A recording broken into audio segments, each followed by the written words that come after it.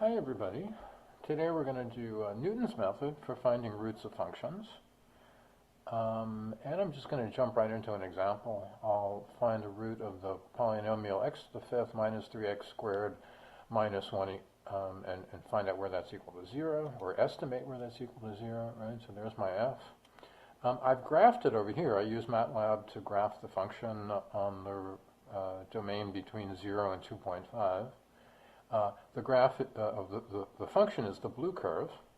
It's a fifth degree polynomial, so it's going to have as many as 4 bumps in it, right, 4 turns. And from looking at the picture, we can see that it seems to have a 0 in the neighborhood of x equals 1.5, right? So that's the 0 we're going to try to find. Now, Newton's method, like the bisection method, is a method that uses successive approximation. So you start off with a crude guess, and then you refine your guess until you get it within the accuracy that you want. So here, what I'm going to do is I'm going to start off with a rather crude guess that the root is at 2, right? I mean, from looking at the picture, we can see the root is closer to 1.5 than it is to 2, but I'm just going to use a crude guess of x0 equals 2. So I'm calling it x0 because this is just the first in many iterations of our estimate for the root. But, you know, there's no harm in using a graph to get a good, more accurate guess about where the root is, and using that to start off the process, right? Now, the idea behind Newton's method is if you have a current guess of where the root is, and then you look at where that point actually is, what the value of f actually is at that point. So in our case, that point x0 is at 2, and the point on the graph is up here. It's actually f of 2 is equal to 19. So that's where the point on the graph is at x0. Now, in addition to looking at the x value itself and the y value, you also look at the derivative. So that's the main trick in Newton's method, is that we also look at the derivative, so we see what the slope is at the point that you've guessed. In this case, f prime equals 5x to the fourth minus 6x. So if you plug in our first guess, x equals 2, we get f prime equals 68. So it's a pretty steep slope here, right? Notice that the y-axis is in units of 10, right? The ticks are in units of 10. So it's a very steep slope along here. Now, looking at this, and by the way, the green curve here, that's the tangent line at the point 219. The idea of Newton's method is we use the tangent line to estimate where the 0 is, right? We've just found out that the 0 isn't really at x equals 2, because the value at x equals 2 is actually 19. We want it to be 0. So where do we think the value of f might be 0? Well, evidently, because the slope is 68, we're going to have to move to the left, right, where the curve will slope downwards. And then we kind of run the tangent line until it hits the y-axis, and that will be our next guess, right, our improved guess. Now, working this out algebraically, you can think of it this way. We're using the standard linear approximation of a function by its tangent line. So we say that f of x is approximately equal to f at some point a plus the derivative of f at a times x minus a, right? This is the standard linear approximation that you get from the derivative. In our case, f of a is 19 and f prime of a is 68. A is the point 2, right, our x0. And so using this linear approximation, we can try to estimate what x value here would make f of x equal to 0. So we set f of x equal to 0, and we solve this approximate equation, and we figure out that it seems that when x is about 117 over 68, at least the tangent line will hit 0, and maybe the function itself will be close to 0, right, because if the tangent line is a good approximation. So this gives us our improved guess, x1 equals 117 over 68, right? So that's over here, that's our x1, that's our next guess. And then in Newton's method, you just repeat this process indefinitely until you think you've reached sufficient accuracy, until you think you're sufficiently close to the true root that you can stop the process, right? So what we would do is we've got x1 there. We'd look at where the point on the curve is for f at that point x1. And then we'd look at the tangent line. The tangent line at x1 is the orange line. And then we'd project that until it hits the y-axis, and that would give us our next estimate, x2. And you just keep doing this indefinitely until you think you've got the root determined to a sufficient accuracy. And we will talk about the error in a few minutes. So we can continue this process to get successively better estimates for the root. So what we do at each step is, if xn is our current estimate of where the root is, then we use this linear approximation to the function at the tangent, with the tangent line to the curve f at the point xn, right? And then what we do is we solve for this x, and solving for this x, setting this expression equal to 0, right, to try to find out where the tangent line hits the x-axis, where its root is, that should give us a good estimate for or an improved estimate, and therefore our next estimate, xn plus 1. Right? So the x here becomes the xn plus 1, that becomes the next estimate when we solve this equation for x. Right? And by the way, this makes sense. It says xn plus 1 is equal to xn minus this correction term where we take the actual value divided by the derivative. This tells you how far you have to move to get down to the x-axis, right? And then we can describe the algorithm like this. We say we have to be given a function f. We have to be given its derivative, right? That has to be given because we cannot really depend on the computer to compute derivatives of functions for us. Actually, we will talk later about estimating derivatives, but in Newton's method, we really want to assume that we're given a symbolic version of the derivative, right? That we've computed the derivative exactly and that we're not estimating it. If you're going to estimate it, then maybe you should use a different method, right? Maybe you shouldn't be using Newton's method. In addition, we need a starting guess, x0, and we need a tolerance, right? What accuracy we're aiming for in our answer. And then the way the algorithm works is, at each step, we apply this key equation. You know, so this is the iteration step. This is where we go from xn to xn plus 1, right? So we do that at the beginning of each loop. We compute the next x value, and then we check, and we see, has the x value changed less than delta from what it was last time, right? Is xn plus 1 minus xn in absolute value less than delta? Now, we'll talk more about the error later, so I'll talk more about how you might be able to justify this error estimate. But let me point out that it's a very commonsensical error estimate. After all, we used to think the root was around xn, right? And now we think the root is around xn plus 1. So I guess we currently think that the error, you know, was around the difference between the two, right? That's how big a change we made. So we must think the error is about that large, right? So it's a perfectly sensible error estimate. If the error is that small, then we will return the new improved estimate xn plus 1, right? We'll return this value. Otherwise, we loop and we keep going, right?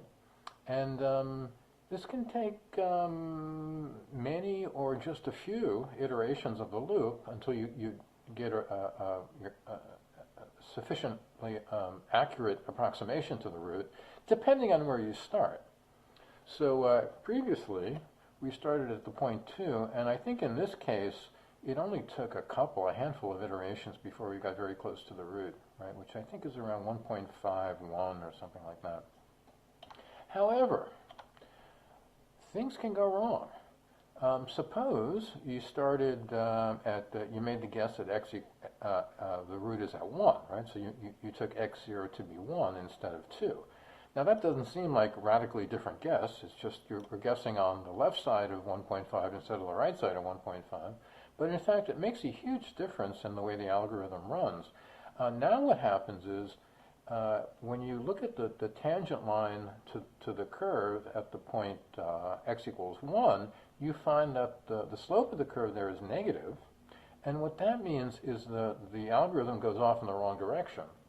It sees the slope is negative, and therefore it thinks, so to speak, that there must be a root to the left of x0, right? Because if the slope is negative, and incidentally the value at x0 is also negative, that means it says you'd have to go to the left to find the root. That's what the algorithm would tell you. You'd have to go to the left. You'd have to follow the tangent line to the left to find a root. And that takes you all the way over to negative 2, and that's way off from where we actually want to be. Moreover, it isn't unreasonable to think that there might be a root to the left of x0 because, after all, the curve is sloping that way. However, as it turns out, the curve never actually hits the x-axis in this region here. So, in fact, we went on a wild goose chase. We wound up way over here at x equals negative 2, and then we have to slowly make our way back following the tangents again. And this will eventually converge to the root, but it takes, I think, 169 iterations in this case in order to find the same root. So where you start can make a big difference. Right? One other thing you have to worry about as far as things that could go wrong in applying this algorithm, suppose the derivative at the point xn turns out to be 0. Then we're up the creek because we can't evaluate this, right? In order to evaluate this key equation that updates our estimate, we have to divide by f prime. And if f prime is 0, we can't do this, and then we're stuck, right? We're going to MATLAB will throw an error, and the whole process will stop. So those are two things you have to be a little bit careful about. In really bad cases, this first problem could be fatal. It could be that you end up in an infinite loop where you keep going back and forth between points that are not roots, and you never actually converge at a real root. And so both of these problems potentially could be fatal to the algorithm. Now let's consider the error analysis of the Newton's method. It's more complicated than for the bisection method, but of course the bisection method was extremely simple because we always knew that the root was between the left endpoint and the right endpoint, so we could always say the root was, 1/2 the width of that interval. So that was almost trivial to analyze the error in that case. This is going to be more complicated because we don't have an interval that bounds where the root is, right? So what we're going to do is we're going to use Taylor's theorem, and what we will do is expand the function f in a Taylor polynomial of degree 1, right? So we'll only go up to the first derivative, and then we'll have an error term that involves the second derivative, right? So we've got f of x equals f of xn plus f prime of xn times x minus xn. That's the constant term and the first degree term. And notice this is exactly the linear approximation to the function that we used earlier that we used in Newton's method in order to determine the next iteration of our guess. And then the next term is the error term, which involves the second derivative. Right? And remember, c is some point between x and xn. Right? That's part of the Taylor theorem that this will be true when you evaluate the second derivative at some point c between xn and x. Okay. Now, suppose the root we are looking for, the true root, is alpha, right? When x equals alpha. So if you plug in alpha for x in here in this approximation, then of course f of alpha is 0 because alpha is a root. And then plugging alpha in, we get this, right?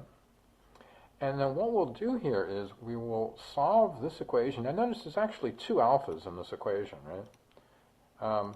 There's one here and there's one here. We're actually going to solve for the first one, which is basically the same variable that we solved for in Newton's method, right? So we'll solve for that same variable, only the first alpha, not the second one, right? So if you rearrange the terms and solve for this alpha, you're going to bring this term over, it becomes negative fxn over here, and then we divide by f prime everywhere, and then we can add xn to both sides. So you get this, right? When you solve for alpha, we get this. Now, this the terms in the blue box are actually exactly, that's exactly the formula for the next iteration when you use Newton's method, right? It's xn minus f of xn over f prime of xn, right? Exactly the key formula in Newton's method. And the remaining terms here are going to be the error, right? So this is actually the error term in the Taylor series divided by this coefficient f prime over xn, right? So this is the error term in Newton's method, right? It's the error in xn plus 1 in Newton's method. So just to make that even clearer, if I bring the blue terms over to the left, and as I said, the blue terms are simply xn plus 1, the left becomes alpha minus xn plus 1, and this is just the definition of the error in xn plus 1. That's the how much xn plus 1 differs from the true value of the root we're looking for, which is alpha. And that's equal to this error term, right, or this error term. And notice one thing you can do here. Now, this is a really useful idea. Alpha minus xn is the error in the previous iteration, right? That was the error in our previous estimate xn. So this allows us to relate the error in the current iteration to the error in the previous iteration, right? And as you can see, it's the square of the error times these numbers here, right? Now, in principle, this is an exact formula, but in practice, we don't know what Cn is, because C is some number between xn and alpha, and C is going to vary from iteration to iteration, right, as xn varies. So, and in particular, we don't know, even for a particular n, we don't know exactly where this point is.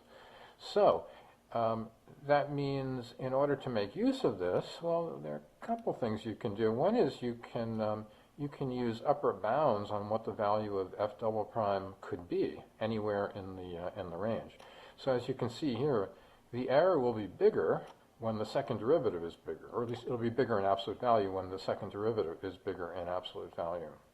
So if we can get a bound, an upper bound on how big the second derivative can be in the region we're interested in, then we can still use this formula to get an upper bound on the error. Also notice that once the error gets, well, if the error of xn is less than 1, then when you square it, it gets smaller, right?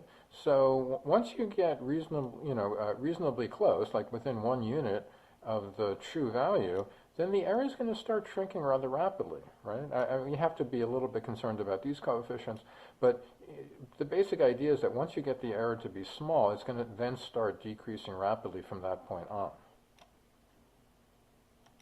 So let's apply that analysis to the example we were looking at. Right? We were looking at the function x to the fifth minus 3x squared minus 1.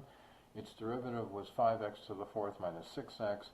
For the error analysis, we also need the second derivative, which is 20x cubed minus 6. Now I'm going to use the trick we used in the bisection method. I'm going to use the fact that if you have a continuous function that takes opposite signs at a left point and a right point, then it must be 0 somewhere in between, right? And it's easy enough to check that this polynomial, if you plug in 1.5, you get a negative value, right? Just do it in MATLAB, plug 1.5 into this function, you get a negative value. If you plug 2 into the function, you get a positive value. That was actually 19. And so we know there must be a root in between 1.5 and 2. So I'm going to do the error analysis assuming that we're working in this interval between 1.5 and 2, and that all the xn's are in that interval, right? So we never go outside that interval, right?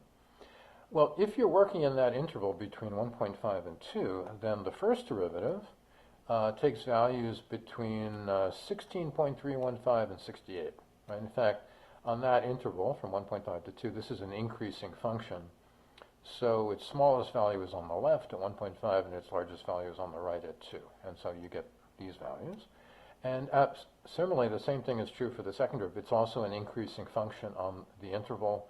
And so it takes its smallest value at 1.5 when it's 61.5, and it takes its largest value at 2 when it's 154. So we know the range of values that f prime and f double prime take on this interval. Now we'll apply the error formula that we derived previously. right? So the error of xn plus 1 is equal to this ratio f double prime of cn over f prime of xn times the error of xn squared over 2. Okay, I'm going to take absolute values because we're really just interested in the magnitude of the error, not the direction so much. Well, this expression gets bigger when f double prime gets bigger, and the biggest f double prime can get is 154. So I'll throw that in to get an upper bound for the error. Now on the other hand, we're dividing by f prime, so that means this expression gets bigger when f prime gets smaller. The smallest f prime can be is 16.315. So if you plug that in, 16.315, and then multiply by this factor of 2 over here, you get 32.625 in the denominator. So this is an upper bound for the magnitude of the error at xn plus 1. I'm just going to round this off. This is, it's actually less than 5, right? So I'll just say that the error at xn plus 1 is less than 5 times the square of the error at xn. What this means is that once the error at xn gets below 1/5, then the error at xn plus 1 is guaranteed to be smaller than the error at xn, right? And once that happens, then the error will be steadily decreasing, which means our estimates will be steadily increasing. So we know that once we get within this range of the true root, then we will steadily converge to the true root, right? And that the rate at which we converge can be inferred from this, but the important thing for the moment is that, for example, this means that we won't have to worry about these kind of chaotic oscillations where you go from one guess to another guess far away to another guess far away, as happened in that what could go wrong slide that I showed you earlier. Once you get within 1/5 of the root, that's not going to happen. You're going to steadily converge to the true root. Okay, I want to return to something I left you hanging on earlier.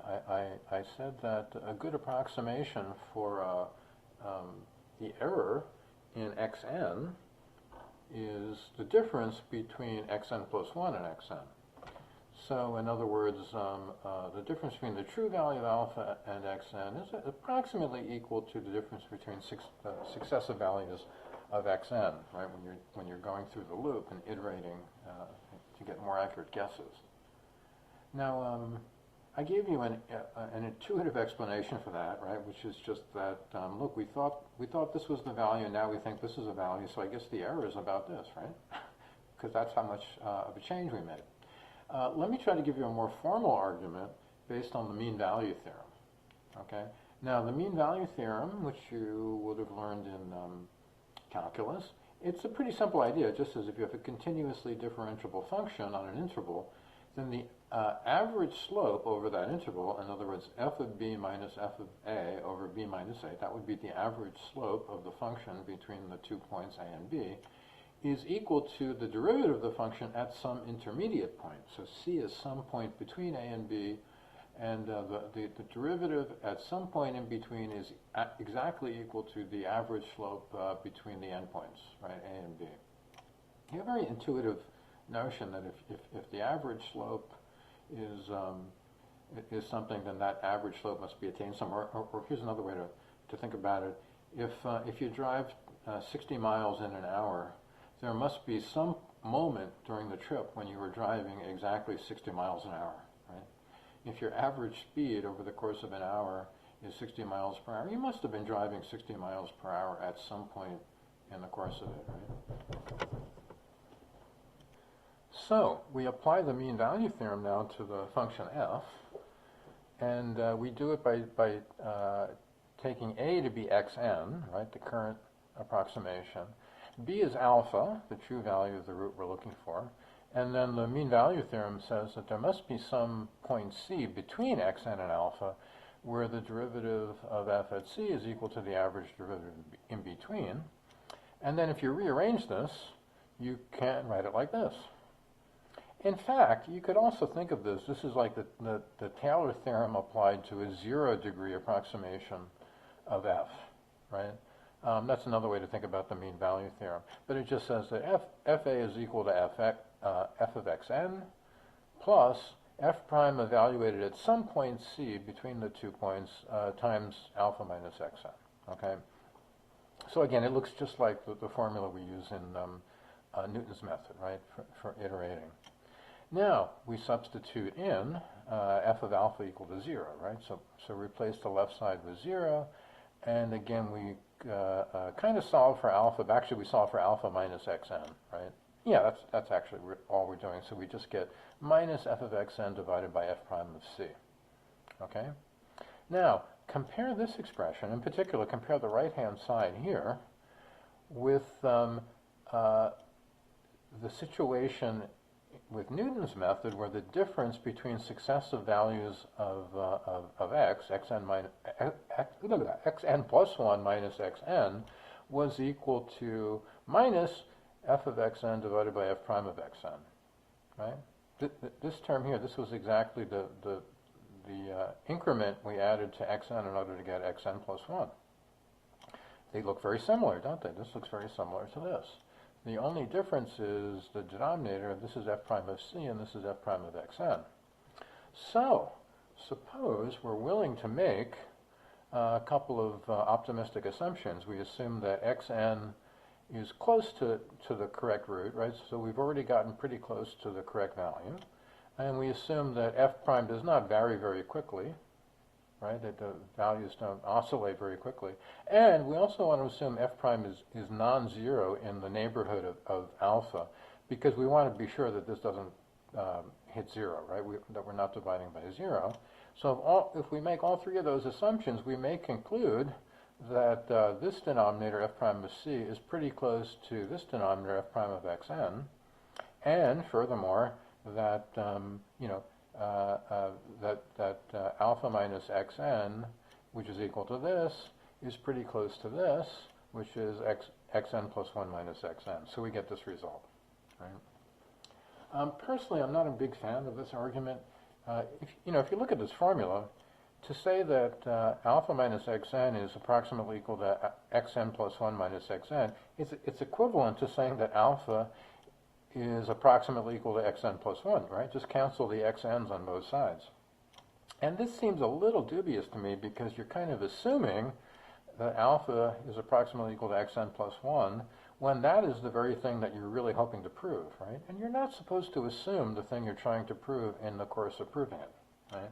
So this seems kind of a dubious argument to me. But in practice, it seems to be a valid way of thinking about the error, at least as far as the order of magnitude of the error. Not the exact value of the error, but at least, the order of magnitude. So what we can say is that the error in the approximation xn, it doesn't seem to be much greater, many times greater than the difference between the last two iterations. Okay, so that seems to be a good, reasonable guide to the error in this case. Let me add a note on the secant method. The secant method, I think, is best viewed as a kind of a variant of Newton's method. In Newton's method, we use the tangent line to approximate the curve and to estimate where the 0 is. In the secant method, you use the secant line, right? But in a way, they're very similar methods. They're both using linear approximations to the curve in order to estimate where the 0 is. So here's the picture over here. A secant line is a line that passes through the curve at 2 points, usually 2 nearby points. That's usually the idea.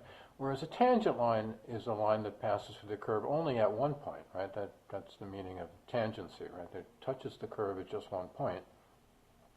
And so a secant line could still be a good approximation to the curve if the 2 points are close together. Then the secant line will actually be pretty close to the tangent line.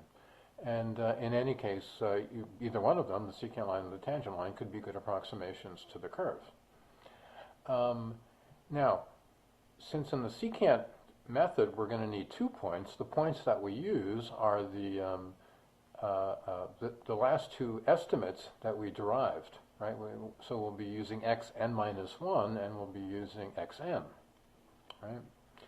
And the slope of the secant line is the average, slope between these 2 points, or just the slope between these 2 points. So the difference in y is divided by the difference in x is at those 2 points. So the formula for the slope of the secant line is this: m equals f of b minus f of a over b minus a, right? Same as the average slope of the function between those 2 points.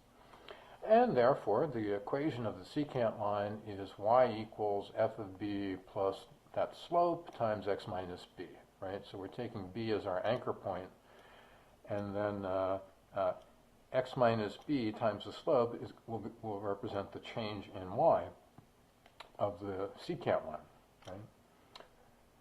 right? Okay, so once again, we want to estimate where the next or rather, we want to estimate where the zero is based on our 2 most recent guesses, right?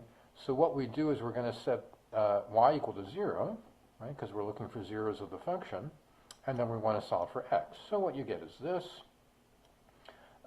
X is equal to b minus f of b times b minus a over f of b minus f of a. And notice that this expression here, this is simply 1 over the slope, right? Okay, so this is the formula for where the secant line crosses the x-axis, right, where the zero of the secant line is. Now we apply this using the secant line as an approximation to the curve of the function. And what we do is we take a to be xn minus 1, so a is the previous estimate, b is the current estimate, xn, x is going to be the new estimate, xn plus 1, and substituting all that in here, we get a formula for the iteration step in the secant method. If you already have estimates xn minus 1 and xn, right, those 2 previous estimates, then you use this formula to get xn plus 1, right, to get the new improved estimate. And notice here, again, this formula here, this is simply 1 over the slope of the secant line. Right? So the formula is very much like the formula for Newton's method, except we replace the slope by the slope of the tangent line with the slope of the secant line. Apart from that, it's exactly the same idea. The main difference in the 2 algorithms is that the secant method, of course, requires that you keep track of the last 2 values of xn, right? You need xn minus 1 and xn so that you can use them both to find the slope of the secant line through the 2 corresponding points. Another important difference is that with the secant method, it does not require that you have the derivative available, right? So in a way, this is an advantage for the secant method because it does not have to evaluate the derivative, and you don't have to compute the derivative beforehand, right, and then pass it on to the algorithm, right? So it's not entirely clear in all cases which algorithm is actually faster. According to the textbook, Newton's method may converge faster in terms of the number of iterations that are required, but the secant method may converge faster in time because it doesn't require you to evaluate the derivative. And so the secant method, I think, in practice is a good method. It just requires that you have really a continuous curve. I don't think you'd want to try it with a curve that wasn't continuous, but you don't even really have to have a function that has a derivative, because any curve will have a secant slope, right? So you can have a secant curve to approximate it. And so it's more general, and it's perhaps more robust because it doesn't depend on the calculation of the derivative. By the way, you can still use the same approximation that the error in xn is approximately equal to xn plus 1 minus xn, right? That the difference between 2 successive approximations is approximately the error in your answer. It occurs to me that maybe some combination of the secant method and the bisection method sound like a good idea. I mean, you can use the bisection method to make sure that your left point and your right point take opposite signs for the function, right? And you can be sure that you have a root in between, and then you could use the secant method to estimate where the next endpoint should be, right? However, that doesn't seem to be a thing. It doesn't seem to be mentioned in the textbook, so there may be some good reason for that, but sounds like a natural idea to me.